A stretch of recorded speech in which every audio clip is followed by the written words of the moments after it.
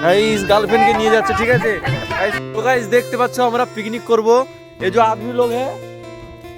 এখন জমিন খোঁজা চলছে ঠিক আছে কোথায় ফিস্টি হবে তখন ওরা লজ্জা পাচ্ছে